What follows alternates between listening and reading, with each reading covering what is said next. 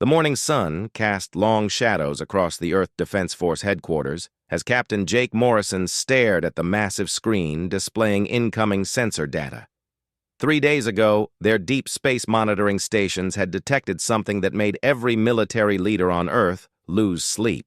A Draconian warship was heading straight for their solar system, and it was bigger than anything humanity had ever seen before. Jake rubbed his tired eyes and looked around the command center where dozens of officers worked frantically at their stations. Admiral Lisa Carter stood at the center of it all, giving orders with calm authority, even though everyone knew they were facing impossible odds. The Draconian Empire had ruled the galaxy for thousands of years, and their technology was so advanced that human weapons seemed like toys in comparison. Dr. Alex Turner burst through the doors carrying a stack of data tablets and looking more worried than usual. His research team had been working non-stop since the alien ship was first detected, and the news he brought was not good. The approaching vessel was a dreadnought-class warship called the Void Reaper, and it carried enough firepower to turn entire planets into dust. Alex approached Admiral Carter and began explaining the energy readings they had captured from long-range scans. The ship was massive beyond belief, stretching over 15 kilometers from bow to stern and bristling with weapons that defied human understanding. Dr. Maya Rodriguez, who specialized in alien communications, had been monitoring radio transmissions from the approaching vessel, and what she heard made her blood run cold. The Draconians were broadcasting messages of conquest and domination in broken human languages that they had somehow learned from intercepting Earth broadcasts. Captain Morrison walked over to the main display where Lieutenant Colonel Sam Bennett was coordinating defensive positions around Earth. Their best ships were being moved into formation, but everyone knew it was a hopeless gesture. The human fleet consisted of 12 destroyers and 3 heavy cruisers armed with railguns and plasma cannons that might scratch the paint on a Draconian hull if they were lucky. General Chris Taylor arrived from the Pentagon looking grim as he reviewed the latest intelligence reports. The Draconians had conquered over 1,000 worlds in their long history, and they had never shown mercy to any species that resisted their rule. Their standard procedure was simple and brutal. They would arrive at a world demand immediate surrender, and if the inhabitants refused, they would demonstrate their power by destroying the largest city or military installation. Dr. Kevin Walsh, who had been working on classified projects deep beneath NORAD, finally made his appearance in the command center. He had been leading something called the Prometheus Project for the past 15 years, but very few people knew what it involved.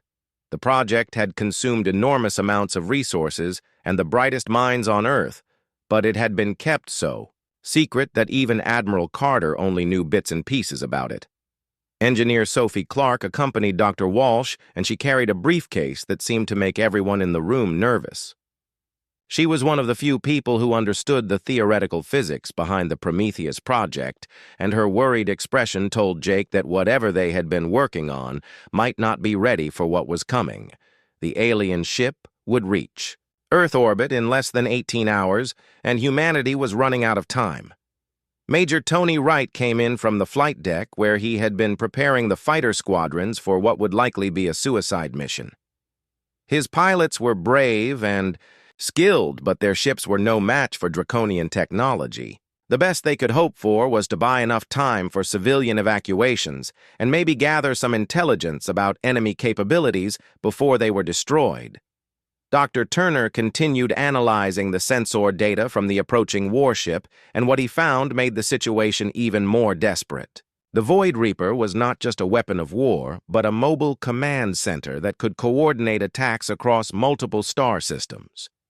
If the Draconians were sending such an important vessel to Earth, it meant they considered humanity to be either a significant threat or a prize worth taking intact. The communications array suddenly came alive with an incoming transmission from the alien ship. Dr. Rodriguez quickly routed the signal to the main speakers, and everyone in the command center fell silent as they heard the cold mechanical voice of Commander Zethkar speaking in heavily accented English. The Draconian commander delivered an ultimatum that chilled everyone to the bone. Humanity had exactly 24 hours to surrender unconditionally, or Earth would be reduced to a lifeless rock floating in space. The Draconians demanded that all military forces stand down immediately and that planetary leaders prepare to transfer authority to the Empire. Any resistance would result in the complete annihilation of human civilization and the enslavement of any survivors. Admiral Carter looked around the room at the faces of her officers and saw determination mixed with fear. Dr. Walsh stepped forward and whispered something in her ear that made her eyes widen with surprise. Whatever the Prometheus project involved, it might be humanity's only chance for survival, but success was far from guaranteed, and failure could mean something even worse than conquest. As the alien transmission ended, Jake Morrison realized that the next 24 hours would determine whether humanity would join the long list of species crushed under Draconian rule or somehow find a way to surprise an empire that had never known defeat. The hours passed like a countdown to doom as the Draconian dreadnought moved closer to Earth orbit. Commander Zethkar stood on the bridge of the Void Reaper, studying the primitive world that would soon bow before the might of his empire. He had conquered dozens of worlds during his long career, and this assignment seemed no different from the others. The humans had crude technology and weak military forces that posed no real threat to his massive warship. Dr. Kevin Walsh worked frantically in the underground laboratory complex beneath NORAD, where the Prometheus project had been developed in complete secrecy. The device they had built was based on theoretical physics that pushed the boundaries of human understanding, and even Walsh was not entirely certain what would happen when it was activated. The quantum field generator required enormous amounts of energy and could only be used once before it would need months of repairs and recalibration. Engineer Sophie Clark monitored the power systems as massive fusion reactors deep underground began channeling energy into the Prometheus array. The readings on her instruments climbed beyond anything they had tested during the years of development, and she worried that the entire system might overload and destroy itself before it could be used. Dr. Alex Turner assisted her by running calculations on portable computers while sweat beaded on his forehead despite the cool air in the facility. Above ground, Admiral Lisa Carter coordinated the evacuation of major population centers while trying to maintain the illusion that humanity was preparing for a conventional military defense. Lieutenant Colonel Sam Bennett organized refugee convoys and emergency shelters, while General Chris Taylor positioned the Earth Defense Force fleet in what appeared to be a defensive formation around the planet. Captain Jake Morrison piloted his ship, the EDF Defiance, into position alongside the other vessels in the human fleet, knowing that they were probably going to their deaths. The Draconian warship had entered the outer edge of the solar system, and its weapons were already charging for what Commander Zethkar planned to be a demonstration of overwhelming power. The alien commander intended to destroy Earth's moon as a warning before demanding final surrender. Dr. Maya Rodriguez continued monitoring Draconian communications from her station in the command center, and the transmissions she intercepted made it clear that the aliens viewed humanity as nothing more than another primitive species to be crushed or enslaved.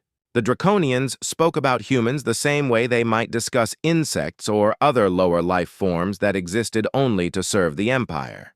Deep beneath the surface, Dr. Walsh made final adjustments to the Prometheus device while trying to ignore the fact that they were essentially conducting an experiment that could either save humanity or accidentally destroy the entire solar system. The quantum field generator worked by manipulating space and time in ways that even the most advanced civilizations in the galaxy had never attempted, and the margin for error was essentially zero. Major Tony Wright led his fighter squadron through final preparations, knowing that if the Prometheus project failed, they would be humanity's last line of defense against an enemy that could destroy planets. His pilots were scared but determined to fight even against impossible odds, and Wright felt proud to serve alongside such brave men and women, even as he feared for their lives.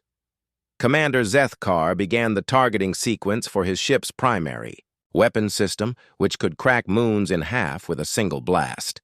He wanted to make sure the humans understood exactly what would happen to their world if they continued to resist the inevitable. The Draconian Empire had perfected the art of conquest through overwhelming displays of power that broke the will of their enemies before the real fighting even began. The countdown reached its final moments as Dr. Walsh placed his hand on the activation control for the Prometheus device. Admiral Carter gave the authorization code from the command center above, while every human on Earth held their breath and waited to see if their secret weapon would work or if they were all about to die. The energy readings spiked beyond all previous measurements as the quantum field generator came online. At that exact moment, Commander Zethkar fired the Void Reaper's main weapon at Earth's moon, intending to demonstrate the futility of human resistance. The massive energy beam lanced across space, carrying enough destructive power to shatter worlds, but something impossible happened as the beam reached its target. Instead of the moon exploding in a brilliant flash of destruction, there was only empty space where the Draconian dreadnought had been floating just seconds before. The Void Reaper simply ceased to exist as if it had never been there at all.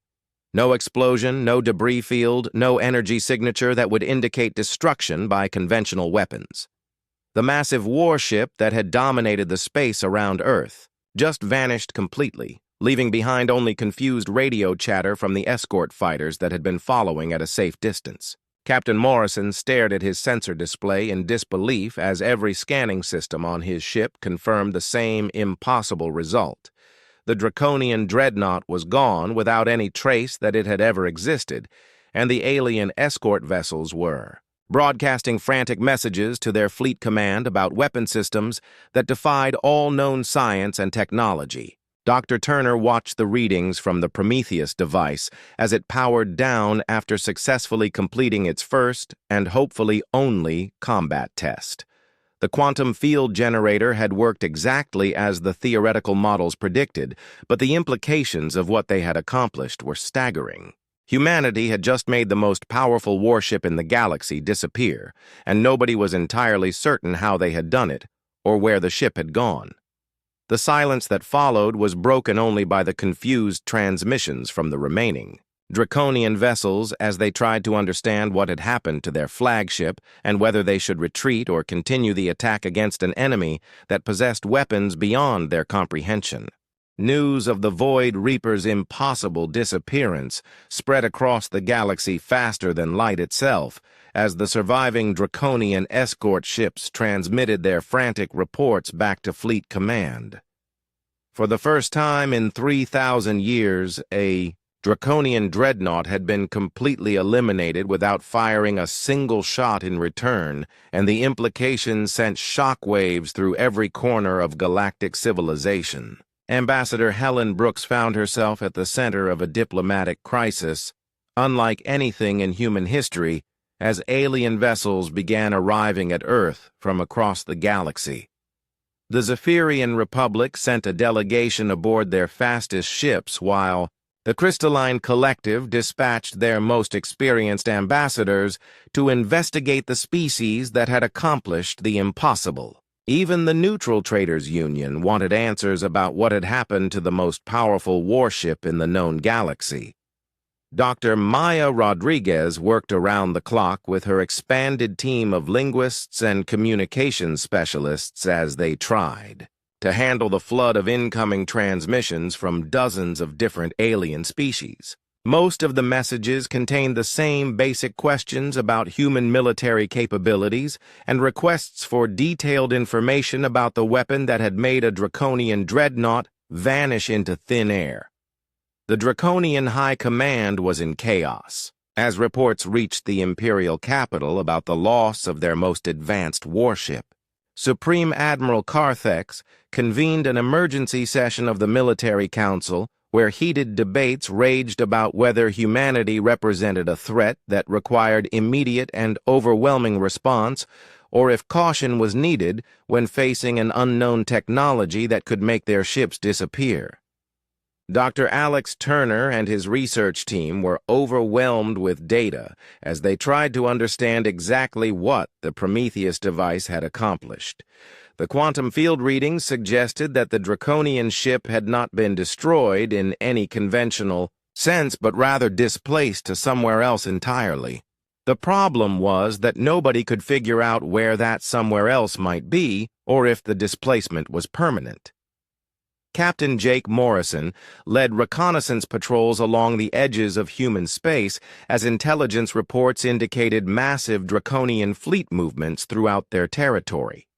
The aliens were clearly preparing for something, but their usual tactics of overwhelming force seemed to have been replaced by careful planning and extensive scouting missions that suggested they were now afraid of engaging human forces directly. Engineer Sophie Clark worked with Dr. Kevin Walsh to analyze every component of the Prometheus array in hopes of understanding how they could replicate the effect if necessary. The device had consumed massive amounts of energy, and several critical systems had been damaged during the activation sequence, which meant they could not simply use it again without extensive repairs and modifications. Intelligence Officer Lieutenant Kate Foster intercepted communications between Draconian commanders that revealed deep divisions within their military leadership. Some generals demanded immediate retaliation against Earth, while others argued for a more cautious approach until they understood the nature of human technology. The debates were so intense that several fleet movements had been canceled, while the High Command tried to decide on a strategy. Other alien species throughout the galaxy began to take notice of the political upheaval within the Draconian Empire, as news of their military defeat spread through unofficial channels. Worlds that had been subjugated for centuries started to whisper about the possibility of freedom, while resistance movements that had been dormant for generations began to stir with new hope. The Crystalline Collective was particularly interested in human technology because their own civilization was based on advanced scientific research, and they recognized that any species capable of manipulating space and time had achieved a level of understanding that even they had not reached. Their ambassador arrived at Earth with offers of technological exchange and mutual defense agreements. Dr. Rodriguez made a breakthrough when she detected quantum echoes from the area where the Void Reaper had vanished, and her analysis suggested that the ship might still exist somewhere, but in a location that was not accessible through normal space. The implications were staggering because it meant that humanity had not destroyed the Draconian vessel, but rather banished it to some kind of parallel dimension. Computer specialist Nick Barnes worked with the quantum physics team to model possible locations where the displaced ship might have ended up, and their calculations suggested several disturbing possibilities. The Void Reaper could be trapped in a dimension where time moved differently, or where the laws of physics operated in ways that would be hostile to normal matter. Colonel Jake Martinez coordinated Earth's defensive preparations as more alien vessels arrived in the solar system each day. Most of them claimed to be diplomatic missions, but the sheer number of ships from different species created a security nightmare that stretched human resources to their limits. Some of the aliens seemed genuinely interested in peaceful contact, while others appeared to be gathering intelligence for their own purposes. The Zephyrian Republic had been fighting a losing war against Draconian expansion for over a century, and they saw humanity as a potential ally that could tip the balance of power in their favor. Their military attaché met secretly with General Chris Taylor to discuss the possibility of sharing intelligence about Draconian fleet movements and tactical capabilities. Marine Commander Ashley Parker prepared ground forces for the possibility that some of the alien visitors might not have peaceful intentions, despite their diplomatic claims. The arrival of so many different species at once created opportunities. for espionage and sabotage that could compromise Earth's security if they were not careful about who they trusted. As reports continued to arrive from across the galaxy, it became clear that the disappearance of a single Draconian warship had triggered political changes that would reshape galactic civilization. Species that had been oppressed for generations were beginning to believe that the Empire was not invincible, and resistance movements were gaining strength on dozens of worlds. The Traders' Union offered to serve as neutral mediators in any negotiations between humanity and other galactic powers, while also expressing interest in establishing trade relationships with Earth. Their representatives brought samples of advanced technologies and rare materials as gifts, while carefully studying human reactions to determine what Earth might have to offer in return. Dr. Turner realized that humanity had inadvertently become the focal point of galactic politics, and the decisions they made in the coming days could determine whether they would become leaders in a new galactic order or targets for every species that feared their mysterious technology. 3 Draconian battle fleets converged on the edges of human space as Supreme Admiral Carthax decided that the destruction of the Void Reaper could not go unanswered. The loss of their most advanced dreadnought had shaken the Empire to its core, and failure to respond with overwhelming force would encourage other species to challenge Draconian authority across the galaxy. The approaching fleets were larger than anything the Draconians had ever assembled for a single campaign, with over 200 warships, including heavy cruisers, battle carriers, and support vessels bristling with weapons that could reduce planets to ash. However, their approach was cautious and methodical, unlike their usual tactics of rapid, overwhelming assault that had conquered 1,000 worlds. Admiral Lisa Carter studied the intelligence reports in the Earth Defense Force Command Center, where tension filled the air like electricity before a storm. The alien fleets were still 3 days away from Earth, but their formation suggested they were taking no chances against whatever weapon had made their flagship disappear. Scout ships and automated probes preceded the main force while long-range. Sensors swept constantly for any sign of human military activity. Dr. Kevin Walsh worked desperately with his team to construct additional Prometheus devices, but the complexity of the quantum field generators meant that each unit required months of precise assembly and calibration. Engineer Sophie Clark had managed to repair the original device, but creating new ones would take far longer than they had before the Draconian fleets arrived at Earth. Captain Jake Morrison coordinated the human fleet movements as Admiral Carter implemented a strategy of hit-and-run attacks against Draconian scout vessels. The EDF ships were vastly outgunned, but they had speed and maneuverability advantages that allowed them to strike quickly and retreat before the aliens could bring their superior firepower to bear. Colonel Jake Martinez led marine assault teams aboard captured Draconian probe ships, where they gathered intelligence about enemy capabilities and tactical doctrines. The information they discovered was disturbing because it revealed that the Draconians had developed new weapons and defensive systems specifically designed to counter the unknown technology that had destroyed their dreadnought. Dr. Alex Turner made a breakthrough when his analysis of quantum field resonance patterns revealed the exact location where the Void Reaper had been displaced. The massive warship was trapped in a parallel dimension where space and time operated according to different physical laws that made normal matter unstable and potentially dangerous to organic life.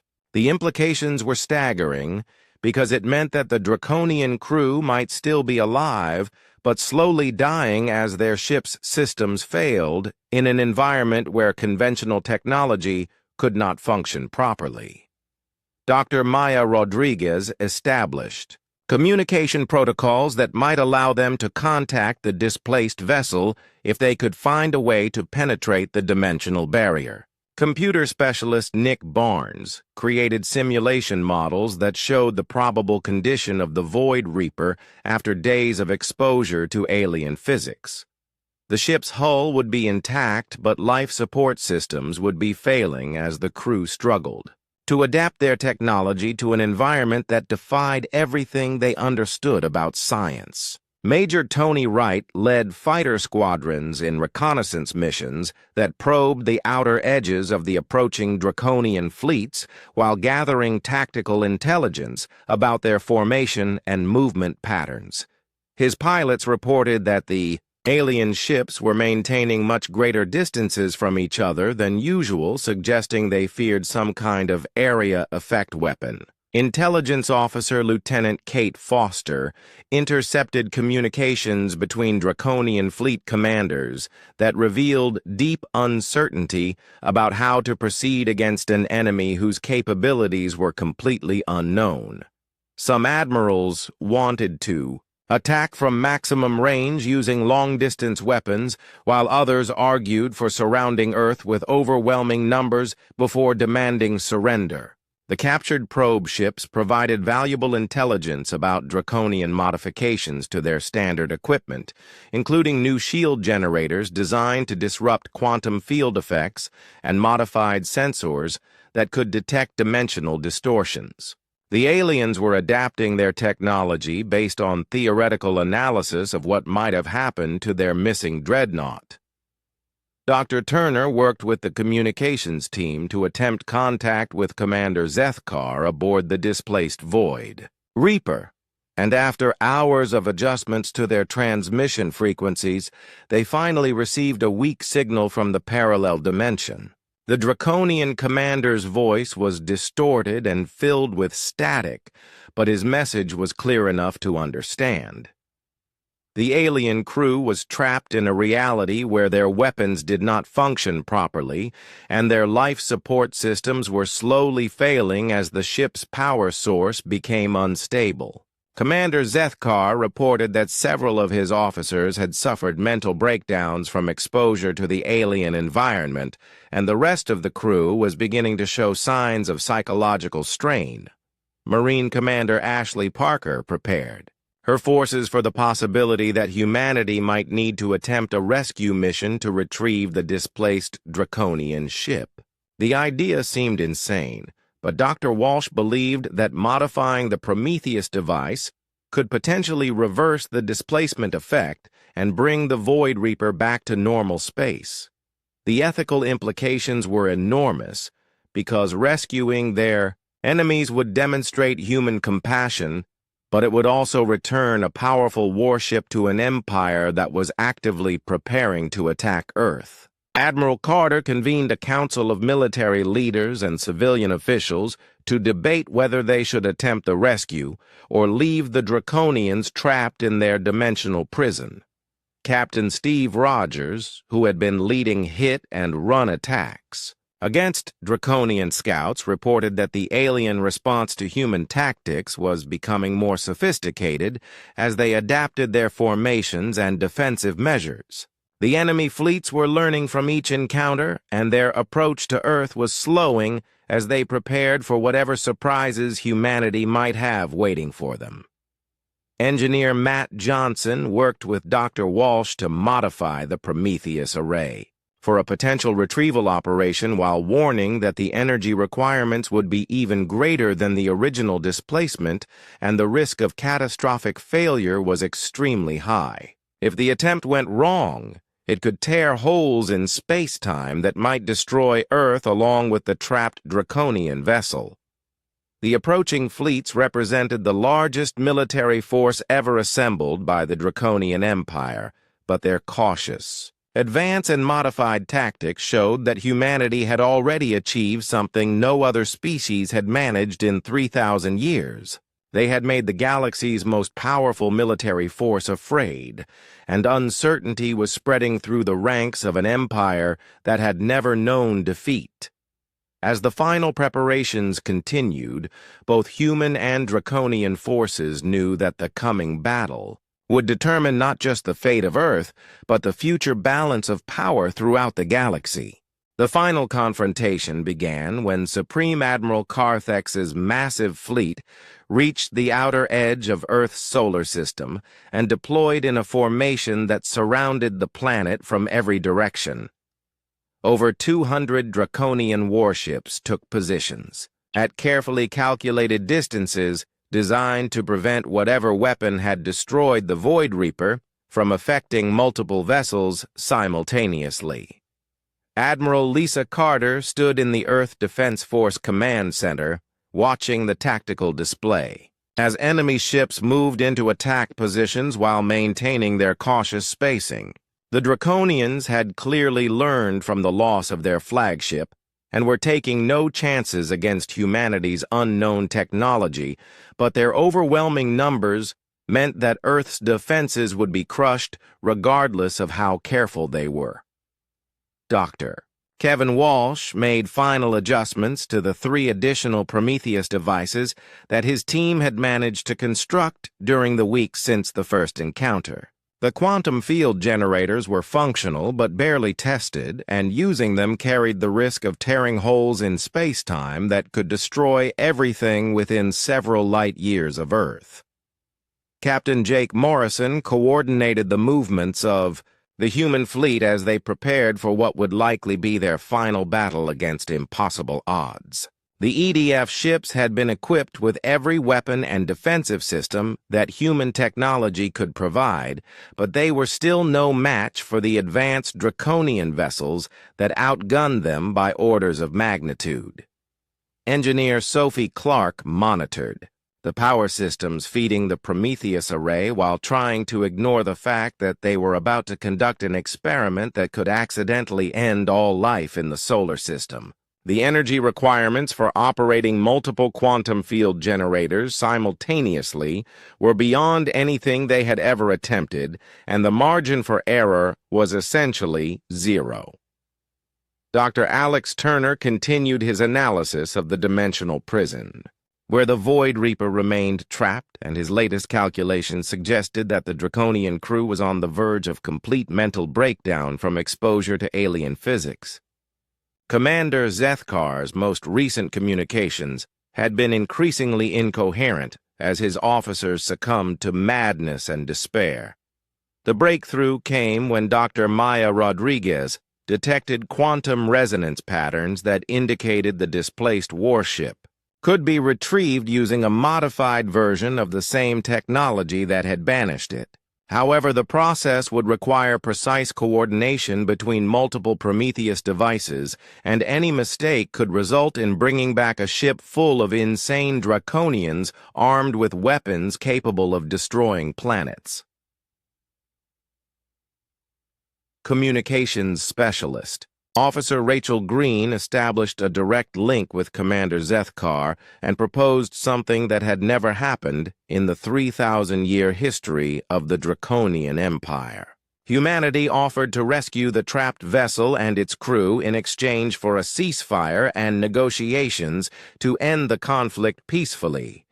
The proposal sent shockwaves through the Draconian fleet as Admiral Carthex struggled to understand why his enemies would offer mercy to a force that had come to destroy them. The concept of showing compassion to defeated enemies was so alien to Draconian culture that many of his officers suspected it was some kind of elaborate trap designed to lower their defenses. General Chris Taylor authorized the risky rescue operation, after consulting with civilian leaders who agreed that demonstrating human values was more important than tactical considerations. The decision was controversial among military commanders who feared that returning a dreadnought to their enemies would only postpone the inevitable destruction of Earth.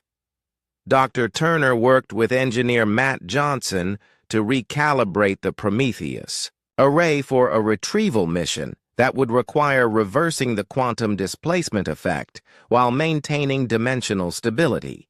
The calculations were so complex that their computers required hours to process the mathematical models, and even then, success was far from guaranteed. The rescue attempt began as Admiral Carter ordered all human ships to withdraw to minimum safe. distance while the modified Prometheus devices powered up for the most dangerous experiment in human history. Energy readings climbed beyond all previous measurements as the quantum field generators created a bridge between normal space and the parallel dimension where the Void Reaper was trapped. Major Tony Wright piloted his fighter through the energy field that surrounded the retrieval zone while maintaining communication with the displaced Draconian vessel. Commander Zethkar reported that his ship's systems were responding to the quantum bridge and preparing for dimensional translation back to normal space, but several of his crew members had already died from exposure to alien physics. The moment of truth arrived as the Prometheus array reached maximum power output and began the delicate process of pulling the Void Reaper back into their reality. Space around Earth twisted and distorted as dimensional barriers weakened, and the massive Draconian dreadnought slowly materialized like a ghost becoming solid again.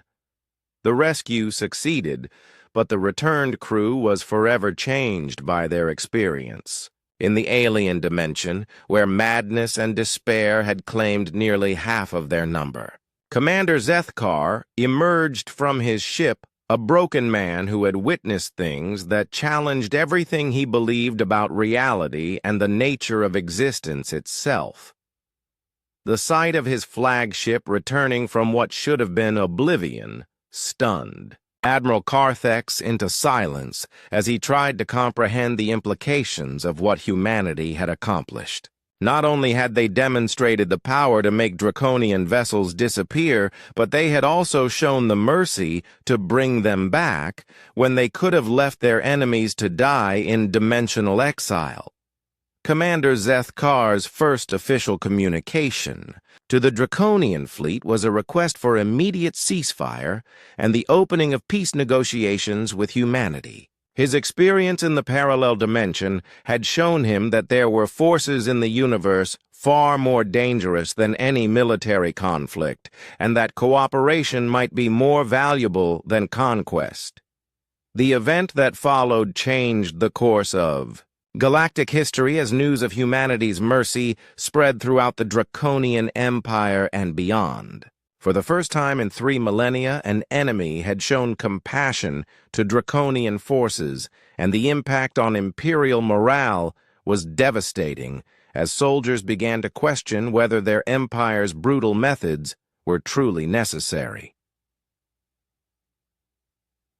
Within days of the rescue operation, reports began arriving from across the galaxy about uprisings and rebellions as subjugated species realized that the Draconian Empire was not invincible and that there were alternatives to their rule. The 3,000-year-old imperial system began to fracture as member worlds declared independence and formed alliances with other species who had suffered under Draconian oppression.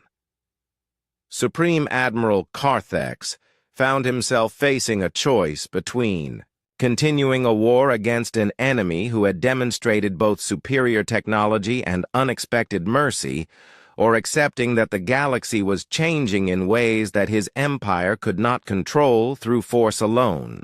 The ceasefire that followed the rescue of the Void Reaper created an unprecedented situation as Draconian and human forces faced each other across the solar system without firing a shot.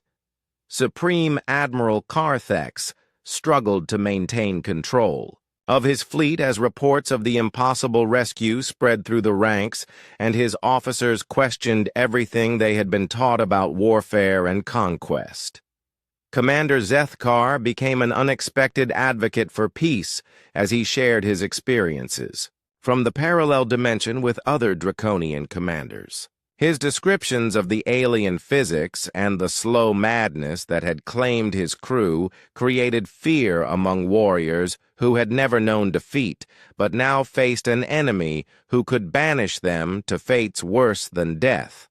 Ambassador Helen Brooks found herself leading the most important diplomatic mission in human history as she prepared for face-to-face negotiations with representatives of an empire that had ruled the galaxy for 3,000 years.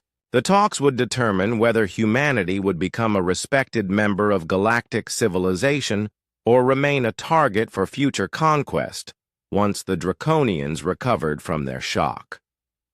Dr. Kevin Walsh continued his research into the quantum displacement technology while working to understand the long-term implications of what they had accomplished. The Prometheus devices had proven that humanity could manipulate space and time in ways that even the most advanced alien civilizations had never imagined, but the power came with responsibilities that nobody fully understood. Engineer Sophie Clark led efforts to develop safeguards and control systems for future use of quantum field technology after analyzing the risks they had taken during the rescue operation. The energy released during dimensional manipulation could potentially destroy entire star systems if it was not properly contained and regulated. Captain Jake Morrison coordinated security for the unprecedented peace talks while maintaining defensive positions around Earth in case the ceasefire collapsed. The human fleet remained on high alert because trust between former enemies would take time to develop, and any mistake could restart a war that humanity might not survive. Dr. Maya Rodriguez worked with alien linguists and communication specialists who had arrived from across the galaxy to observe the historic negotiations. Representatives from dozens of species wanted to witness the first peaceful resolution of a conflict with the Draconian Empire, and many hoped that success would inspire similar agreements in their own territories. The first formal meeting between human and Draconian diplomats took place aboard a neutral vessel provided by the Crystalline Collective, whose advanced technology allowed for real-time translation between dozens of different languages. Admiral Lisa Carter led the human delegation, while Admiral Carthex represented the Draconian Empire in talks that would reshape galactic politics. Intelligence Officer Lieutenant Kate Foster monitored communications throughout the galaxy as news of the peace talks triggered political upheavals on hundreds of worlds. Resistance movements that had been dormant for generations began organizing open revolts while imperial governors struggled to maintain order as their authority was challenged by populations who now believed that freedom was possible. The negotiations were difficult because Draconian culture was built around concepts of strength and domination that made compromise seem like weakness. However, Commander Zethkar's testimony about humanity's mercy and technological superiority gradually convinced even the most hardline Imperial officers that traditional conquest was no longer possible. Dr. Alex Turner presented detailed analysis of quantum field technology to the assembled delegates while carefully avoiding information that could be used to develop weapons. His explanations of dimensional physics impressed even the Crystalline Collective scientists, who were among the most advanced researchers in the galaxy. Computer specialist Nick Barnes worked with alien data systems to establish communication networks that could handle the complex negotiations involving multiple species with different technological standards. The infrastructure required for galactic diplomacy was far more complicated than anything humans had previously attempted. Major Tony Wright led ceremonial flights that demonstrated human military capabilities while avoiding any actions that might be interpreted as threats. The careful balance between showing strength and maintaining peaceful intentions required precise coordination as representatives from dozens of species watched every move. Marine Commander Ashley Parker coordinated security arrangements that protected both human and alien delegates while ensuring that weapons and defensive systems did not create an atmosphere of mistrust. The presence of so many different species with varying cultural and biological requirements made safety planning extremely complex.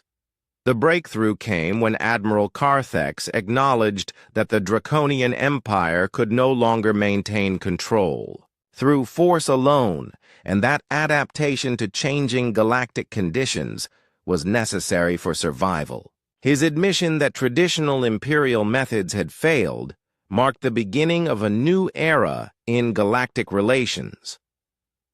Engineer Matt Johnson worked with alien technical specialists to develop communication protocols that would allow ongoing dialogue between species with vastly different technological capabilities. The systems they created became the foundation for future diplomatic relations as more worlds joined the growing alliance of free species.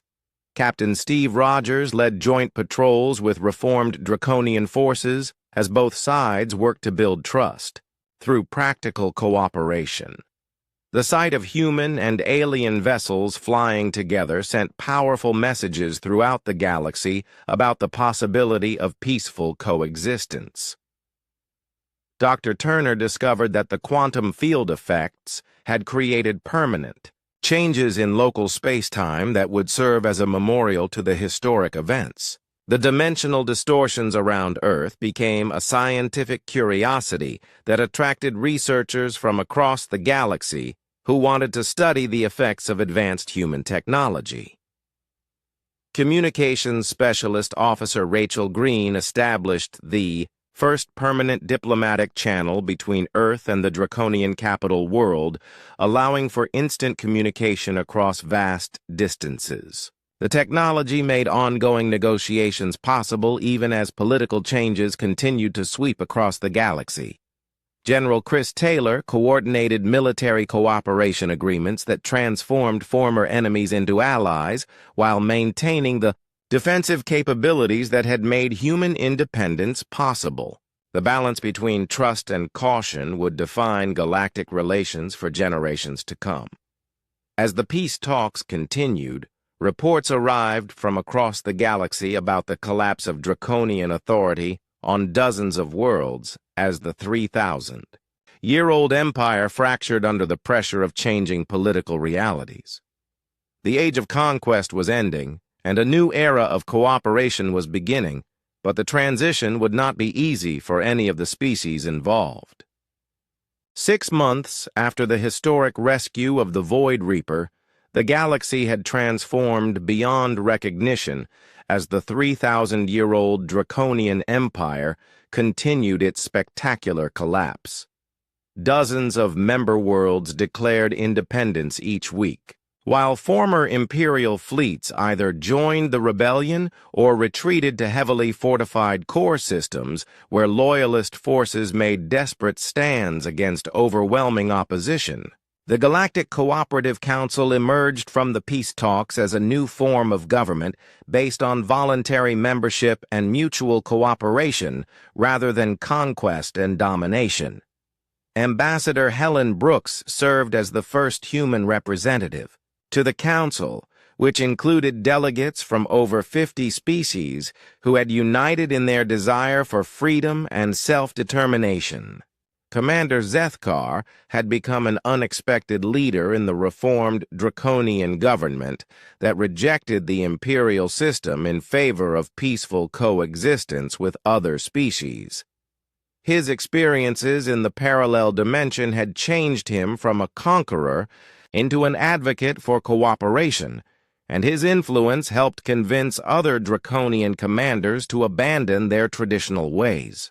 Dr. Kevin Walsh established the Institute for Quantum Research on Earth, where scientists from across the galaxy worked together to study dimensional physics and develop peaceful applications for the technology that had changed galactic history.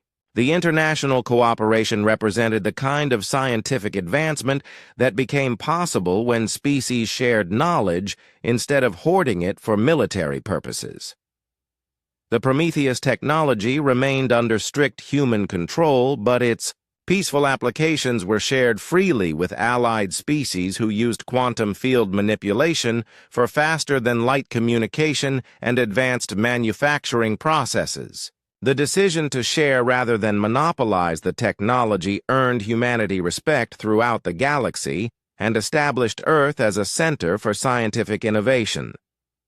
Engineer Sophie Clark led the development of safety protocols for quantum field devices after several accidents during the early expansion of the technology. The power to manipulate space and time required careful regulation to prevent catastrophic failures that could destroy entire star systems, and her work became the foundation for galactic safety standards. Captain Jake Morrison was promoted to Admiral and placed in command of the joint fleet that patrolled former Draconian territory to maintain peace during the transition to the new galactic order. Human ships worked alongside vessels from dozens of species, including reformed Draconian units that had pledged allegiance to the Cooperative Council. The economic transformation was as dramatic as the political changes as trade relationships replaced tribute and conquest as the foundation of galactic commerce. The Traders' Union expanded rapidly to facilitate commerce between newly independent worlds, while Earth became a major hub for interstellar business and cultural exchange. Dr. Maya Rodriguez established the Universal Translation Project, which created communication systems that allowed real-time conversation between species with vastly different languages and communication methods. Her work made galactic diplomacy and commerce possible on a scale that had never existed during the Imperial period. Intelligence networks that had once served the Draconian Empire were restructured to gather information about remaining loyalist forces and potential threats to galactic peace. Lieutenant Kate Foster coordinated intelligence sharing between allied species while maintaining security protocols that protected sensitive information about quantum technology and military capabilities.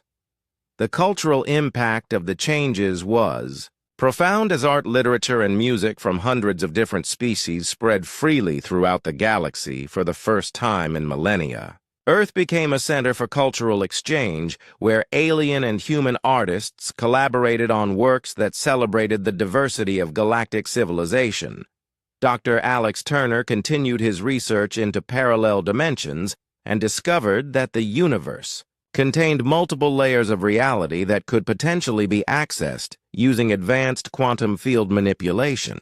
His discoveries opened new frontiers for exploration and scientific research while raising questions about the nature of existence itself. Computer specialist Nick Barnes developed the Galactic Information Network that connected thousands of worlds in a communication system that allowed instant sharing of news, science, and culture across vast distances. The network became the foundation for the new galactic civilization and helped maintain unity among diverse species.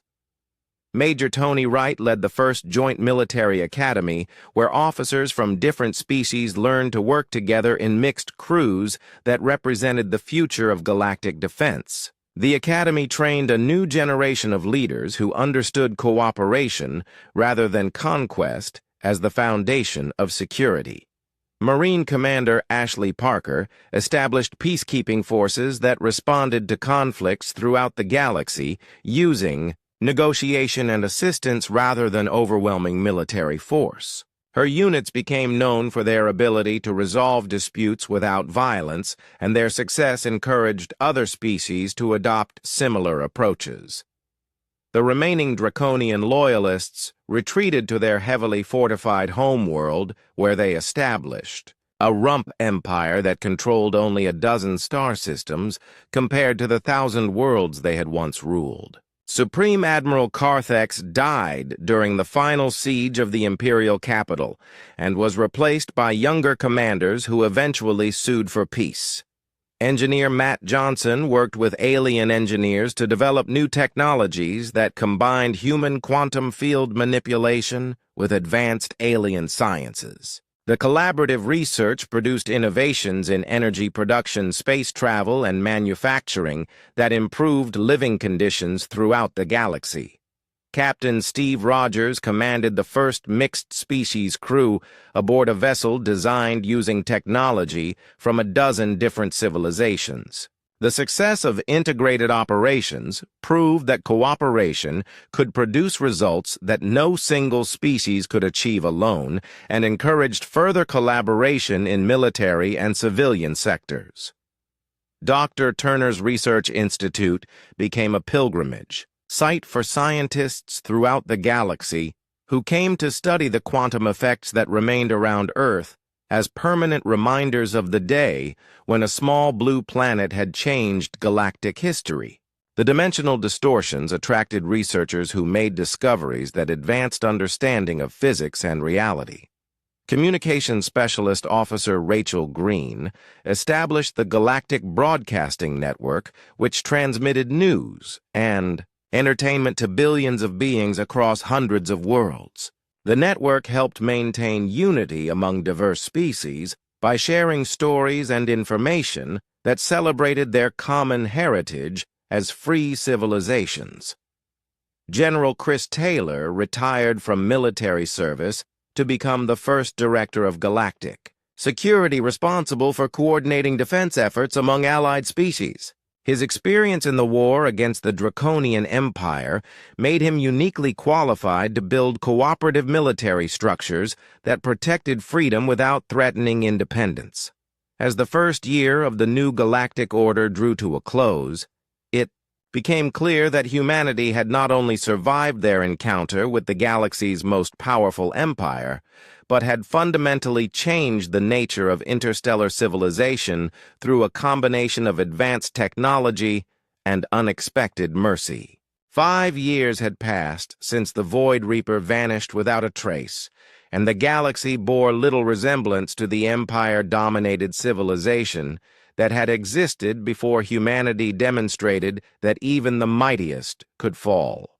The Treaty of Sol was signed in a ceremony aboard the space station that orbited Earth, where representatives from over 200 species gathered to formally establish the Galactic Cooperative Council. Ambassador Helen Brooks placed her signature on the historic document that transformed galactic civilization from a system based on conquest and domination into one founded on cooperation and mutual respect. The treaty established Earth as one of the founding members of the new galactic government, while ensuring that humanity would never again face the threat of annihilation by superior military force. The former Draconian Empire had completely fragmented into dozens of independent nations that ranged from peaceful republics to small military dictatorships that controlled only a few star systems. Commander Zeth Kar led the largest of these successor states and had become a powerful advocate for the principles of cooperation and peaceful coexistence that had emerged from his traumatic experience in the parallel dimension. Dr. Kevin Walsh's Institute for Quantum Research had grown into the most important scientific facility in the galaxy as researchers from hundreds of species worked together to unlock the secrets of dimensional physics and develop new technologies that improved life throughout known space. The cooperative approach to science had produced advances that no single civilization could have achieved alone.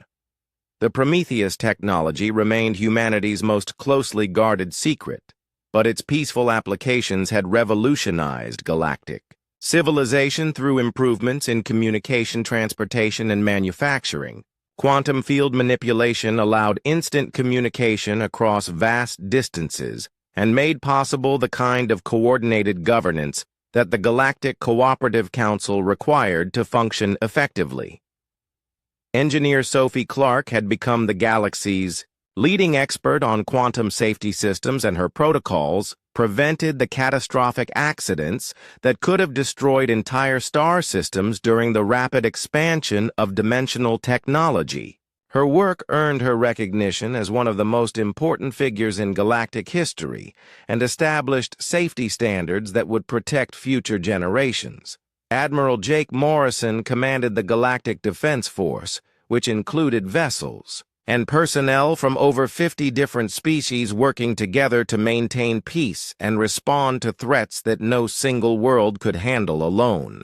The integrated fleet represented everything that was best about the new galactic civilization and served as a symbol of cooperation that inspired other collaborative efforts. The economic prosperity that followed the establishment of free trade. Relationships had transformed the galaxy as worlds that had been impoverished under imperial rule became centers of commerce and innovation. Earth had emerged as a major hub for interstellar business, while maintaining its role as a center for scientific research and cultural exchange. Dr. Maya Rodriguez's Universal Translation Project had created communication systems that allowed seamless interaction between species with radically different languages and thought processes. Her work made possible the kind of complex negotiations and collaborative projects that defined the new galactic order and earned her recognition as one of the architects of galactic unity. The cultural renaissance that accompanied political freedom had produced an explosion of art, literature, and entertainment that celebrated the diversity of galactic civilization. Human artists worked alongside their alien counterparts to create works that explored themes of cooperation, survival, and the triumph of mercy over conquest. Intelligence sharing between allied species had created security networks that were far more effective than the oppressive surveillance systems used by the old empire. Lieutenant Kate Foster coordinated these efforts while ensuring that the new systems protected freedom rather than threatening it, and her work helped maintain the delicate balance between security and liberty. Dr. Alex Turner's research into parallel dimensions had opened entirely new fields of scientific study as teams of researchers explored alternate realities and discovered that the universe was far more complex and interesting than anyone had previously imagined. His discoveries raised profound questions about the nature of existence while providing practical benefits for transportation and energy production. Computer specialist Nick Barnes had become the chief architect of the Galactic Information Network that connected thousands of worlds in a communication system that allowed instant sharing of knowledge and culture across the galaxy. The network served as the nervous system of the new civilization and made possible the kind of coordination required for effective galactic governance. The Joint Military Academy established by Major Tony Wright had trained thousands of officers who served in integrated units that demonstrated the effectiveness of cooperative military organization. These forces had successfully resolved dozens of conflicts through negotiation and assistance while maintaining the capability to respond to serious threats with appropriate force. Marine Commander Ashley Parker's peacekeeping forces had become the model for conflict resolution throughout the galaxy as her units combined military capability with diplomatic skills and humanitarian assistance. The success of her approach had encouraged other species to adopt similar methods and had significantly reduced the level of violence in galactic affairs. The last remnants of the old Draconian Empire had finally surrendered after years of declining support and increasing isolation as their former subjects embraced the freedom and prosperity offered by membership in the Galactic Cooperative Council. The final imperial strongholds were peacefully integrated into the new system after their populations voted overwhelmingly for independence. Engineer Matt Johnson led collaborative research projects that combined technologies from dozens of different species to create innovations that would have been impossible for any single civilization to develop. His work demonstrated the practical benefits of cooperation and helped convince skeptical species that sharing knowledge produced better results than hoarding it. Captain Steve Rogers commanded the first generation of truly integrated starships, where humans and aliens worked together as equals in crews that represented the future of galactic civilization. The success of these mixed operations had eliminated doubts about the feasibility of cooperative military organization and encouraged similar integration in civilian sectors. Dr. Turner's quantum research had attracted scientists from across the galaxy who came to study the dimensional effects that remained around Earth as permanent monuments to the day when humanity changed galactic history. The Institute had become a symbol of the peaceful application of advanced technology and the benefits of international scientific cooperation. Communications specialist Officer Rachel Green had expanded the Galactic Broadcasting Network into a system that connected billions of beings across hundreds of worlds in a shared information environment that promoted understanding between different species and cultures. Her work helped maintain unity among diverse populations while celebrating their unique contributions to galactic civilization. General Chris Taylor had established the Galactic Security Coordination Office, which managed defense efforts among allied species while ensuring that military power served to protect freedom rather than threaten it. His experience during the transformation of galactic politics made him uniquely qualified to build institutions that balanced security needs with respect for independence and self-determination. As the 5th anniversary of the Void Reaper incident approached, it was clear that humanity had accomplished something unprecedented in galactic history by demonstrating that superior technology combined with mercy and wisdom could create lasting change that benefited all species, rather than just the victors, and the galaxy would never again tremble in fear because cooperation had replaced conquest as the foundation of interstellar civilization.